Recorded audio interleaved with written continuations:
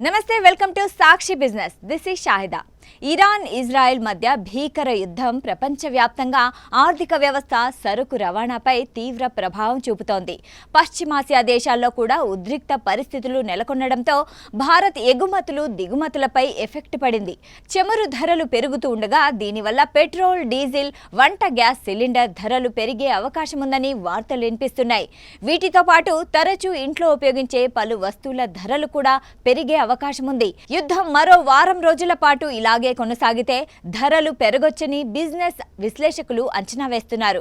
మరి ఏ ధరలు పెరుగుతాయి, సామాన్యులపై ధరల భారం పడుతుందా, ఏ దిగుమతులపై యుద్ధ ప్రభావం పడుతుంది అనేవి ఇప్పుడు చూద్దాం.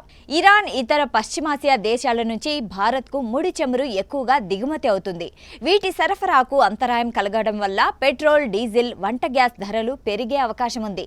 ఇక రైతులు వినియోగించే ఎరువుల ధరలు కూడా పెరగొచ్చు.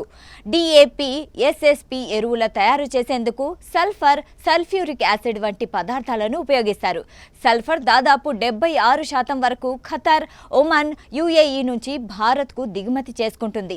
వీటి రవాణాకు ఇబ్బంది ఎదురై ఎరువుల ధరలు పెరిగే రైతులు నష్టపోయే అవకాశం ఉంది. ఇక సన్ఫ్లవర్ ఆయిల్ ను భారత్ ఎక్కువగా దిగుమతి చేసుకుంటుంది. దీంతో వంట నూనె ధరలు పెరిగే అవకాశం కూడా ఉంది. ఇక డాలర్తో పోలిస్తే రూపాయి విలువ పడిపోతుంది.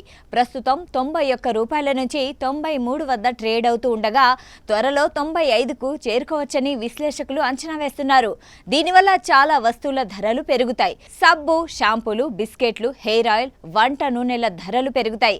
అలాగే డిటర్జెంట్లు, టూత్ పేస్ట్ల వంటి వాటి ధరలు కూడా పెరుగుతాయి. ఇరాన్ ఇజ్రాయెల్ మధ్య యుద్ధానికి ఇప్పట్లో తెరపడేటట్లు కనిపించడం లేదు. మరికొన్ని రోజుల పాటు యుద్ధం కొనసాగుతూనే ఉండే అవకాశం ఉంది.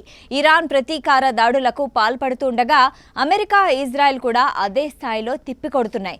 దుబాయ్, ఖతార్ వంటి పశ్చిమాసియా దేశాల్లోని అమెరికా స్థావరాలపై కూడా ఇరాన్ క్షిపణులతో దాడులు చేపడుతోంది. దీనివల్ల సరుకు రవాణాకు అంతరాయం ఏర్పడుతుంది. ఈ ప్రభావం ప్రపంచవ్యాప్తంగా ధరలపై పడనుంది. ఇండియా దిగుమతులపై ఎక్కువ ఆధారపడుతూ ఉండడంతో నిత్యావసర వస్తువుల ధరలు పెరిగే అవకాశం ఉంటుంది. దీర్ఘకాలం యుద్ధం కొనసాగితే ధరలు పెరుగుతాయి. సాక్షి టీవీ ప్రసారాలను నిలిపివేయటం చట్టరీత్యా నేరం. సాక్షి టీవీ ప్రసారాల కోసం మీ స్థానిక కేబుల్ ఆపరేటర్ను వెంటనే సంప్రదించండి. డిటిహెచ్లో, ఇంటర్నెట్లో కూడా సాక్షి టీవీ ప్రసారాలను వీక్షించవచ్చు.